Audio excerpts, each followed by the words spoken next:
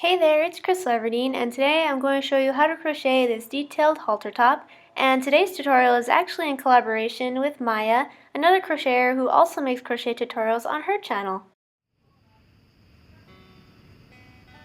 Hi, I'm Maya. I would like to invite you to my channel.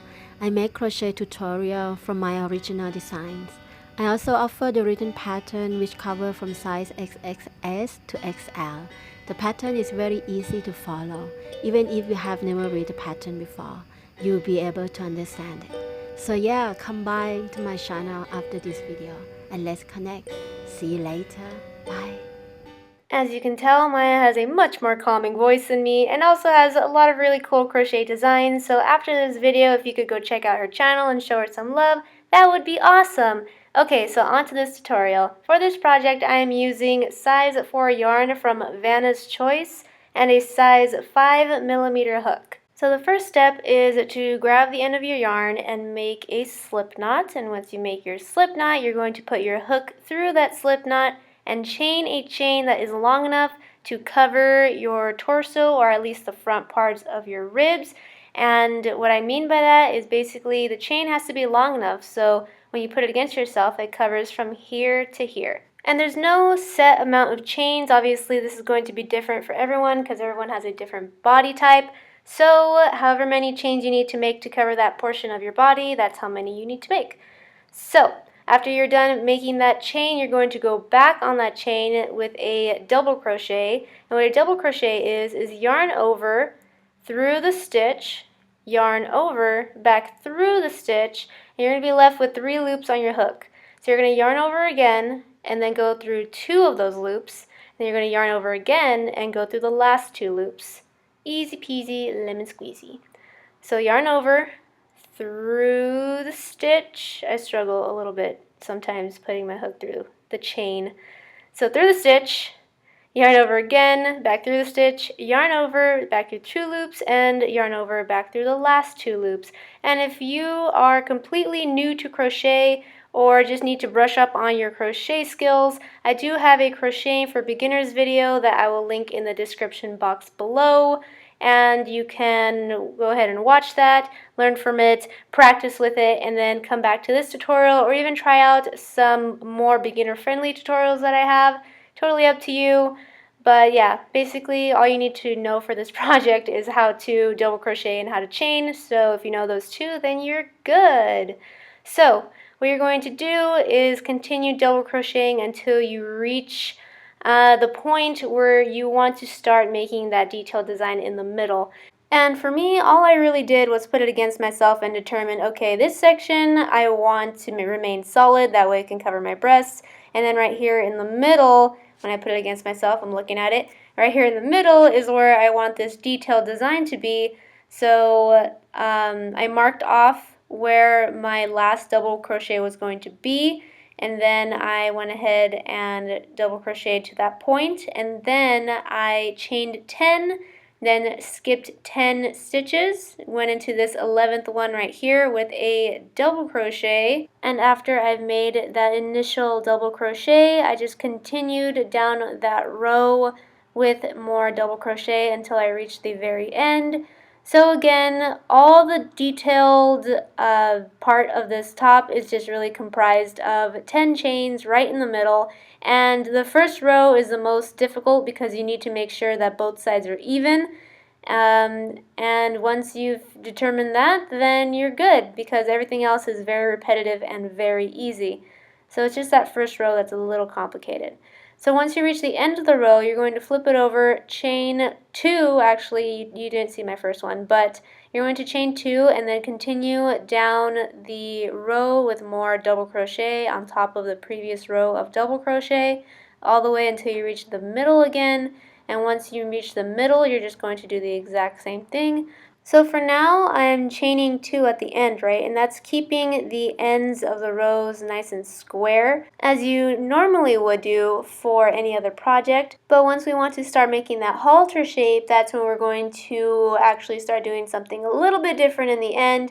But for now, we're just going to chain 2 every time we reach the end of the row, flip it over, and then continue that row of double crochet. So now I'm approaching the middle of the project, And I just wanted to show you that instead of stopping here like you normally would when you're making double crochets, you're actually going to make the last double crochet before that middle detail right on top of the previous double crochet's leg, I guess, the very left leg right here, because normally if you are making double crochets on top of a previous row of double crochet, you go into that middle opening between the two legs of the double crochet.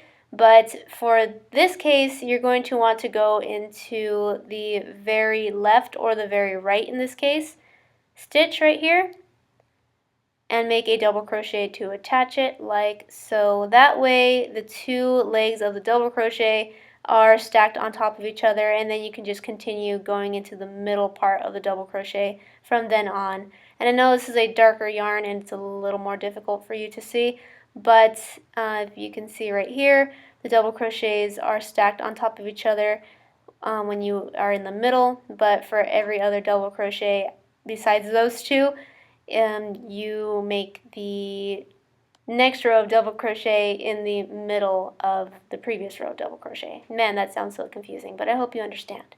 So I've approached the end of this row, I chain 2, flip it over, and then continue making double crochets within the previous row of double crochets. As you can see, it's still square for now, but after this row we're going to start making it more of a halter shape. So I'm just going to continue all the way down until the middle. Once I'm in the middle, I'm going to make sure that I make a double crochet stacked on top of the previous row of double crochet, and then I'm going to chain 10, and once I've chained 10, I'm going to reach on over and make a double crochet within that previous row of double crochets very right leg, and then just continue making double crochets normally after that until I've reached the end. And once I've reached the end, this is when I'm going to start doing something a little different. So this is what my project looks like so far, and hopefully yours looks similar to mine or exactly like mine, which would be awesome because that means that you're doing everything perfectly fine. Woo! Okay, so once you reach the end of the row, instead of chaining 2, you're just going to chain 1. Go into that first stitch as you normally would, but then you're actually going to skip over that second stitch and go right into the third stitch. And after you've done that, you're just going to continue making double crochets and just continue on with the row as you normally would. So what that's going to start doing is skipping that stitch is actually going to start bringing in your top. It's going to start pulling it in, and instead of making a square project, you're going to start making a triangular one, which is exactly what you want because you want this to be a halter shape and not just a giant square. So again, you're just going to continue down the row as you normally would with the double crochet until you reach the middle, and then you're going to make your 10 chains, and then you're going to do the opposite side, and you're just going to continue with that pattern until you're done with the top. So this is a couple rows in.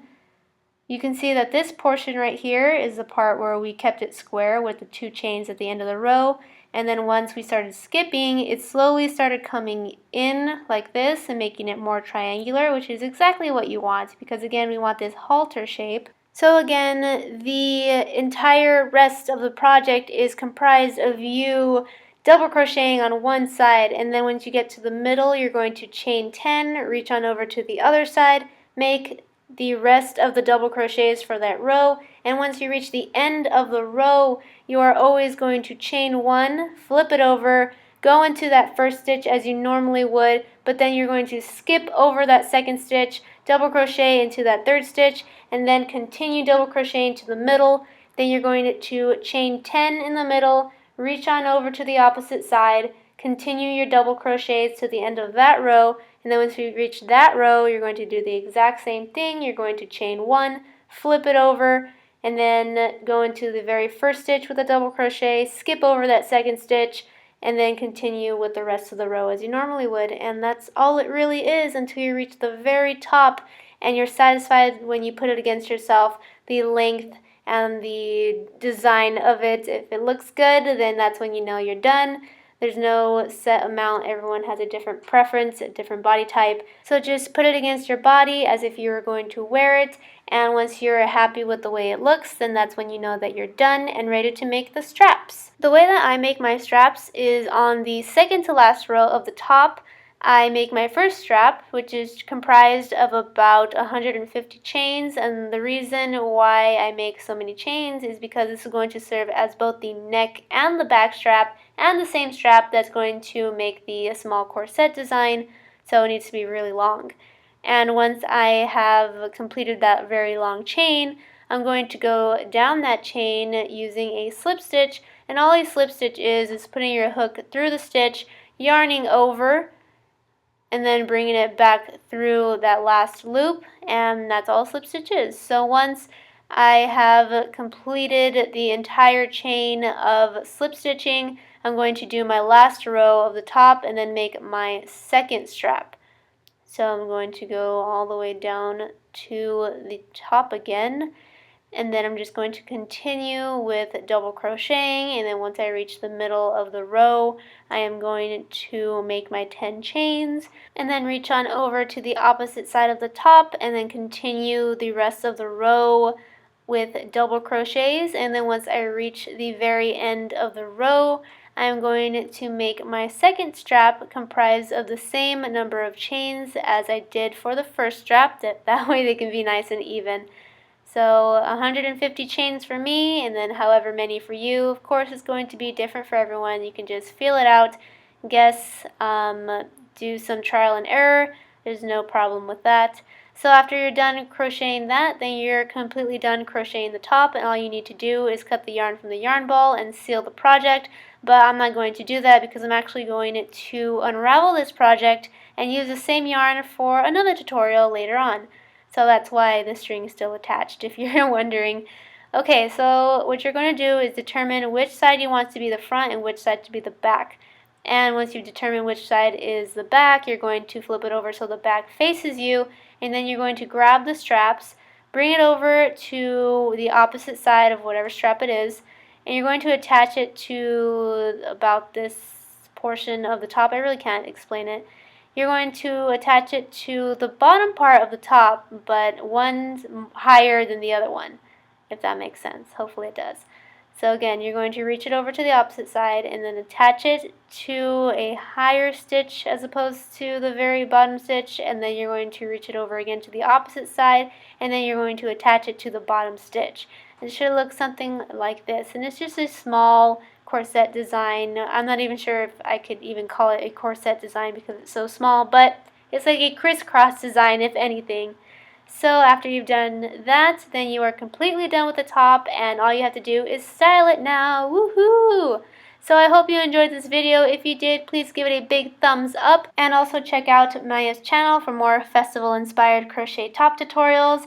And don't forget to click that red subscribe button if you have not already, so I can see you next time. Bye!